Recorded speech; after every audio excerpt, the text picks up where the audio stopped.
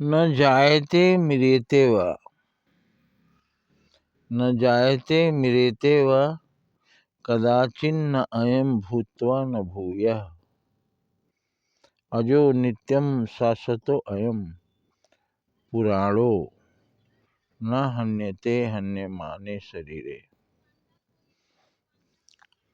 अर्थात न जायते म्रियते वा, आत्मा न जन्म लेती है न मरती है। न कदाचिन भूत्वा अयम न भूयः, न कभी ऐसा हुआ है न आगे कभी होगा। अजो नित्यम शाश्वतो अयम, यह अजो अजा है, माने जन्म नहीं लेती। नित्यम, ये नित्य ही रहता है। शाश्वतो अयम, यह शाश्वत है। पुराणों, ये बहुत ही पुराना है। आत्मा की आयु नहीं है, बहुत ही पुरानी है।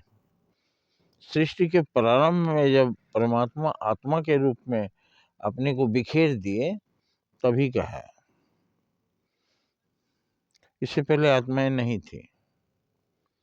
तो पुराणों अनहन्यते हन्यमाने शरीरे, ये शरीर को मारने से मरती नहीं। शरीर बाहरी कवच है, शरीर इसका घर है, उसमें ये रहता है। घर तोड़ देने से ये नहीं मरता, ये स्वतंत्र हो जाता है, फिर कहीं और चला जाता है, किसी और शरीर में प्रवेश कर जाता है ईश्वर के आदेश से।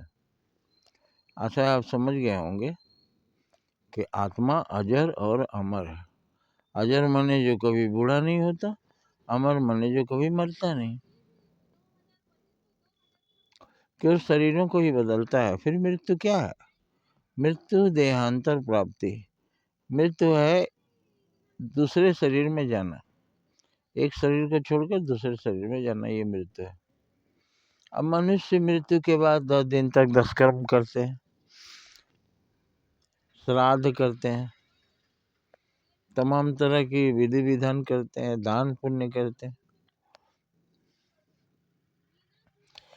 ये गम से दूर करने के लिए, ये दुखों से थोड़ा मुक्ति दिलाने के लिए पंडित पुरोहित करवाते हैं कि कुछ करता रहेगा, धीरे धीरे उस अपने प्रियजन को भूल जाएगा।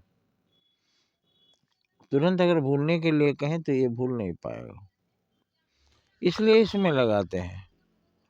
और अपने प्रियजन के श्राद्ध में आप कुछ भी दान पुण्य करते हैं, कोई बुरा नहीं।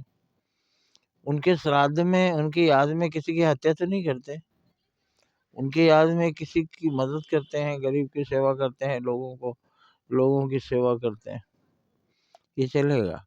लेकिन आप करते हैं, आपकी मर्जी। पशु पक्षियों का कौन करता है? वो भी तो आत्माएं हैं। एक पशु के मरने पर कौन घर वाला श्राद्ध करता है? एक पक्षी गिरकर मर जाता है, कोई उसको मार ही देता है तीर से, गोली से, उसका श्राद्ध कौन करता है? चींटियां कितनी मर जाती हैं, कितने मच्छर मक्खी आप ही मार डालते हैं, किनका श्राद्ध होता है? ये हमारा बनाया हुआ विधान है। आत्मा परमात्मा की एक ही विधि है, एक शरीर से निकलकर दूसरे शरीर में जाना, चाहे वो किसी कारण से नष्ट हो जाए या कोई दूसरा उसे नष्ट कर दे। जय हिंद, जय भारत।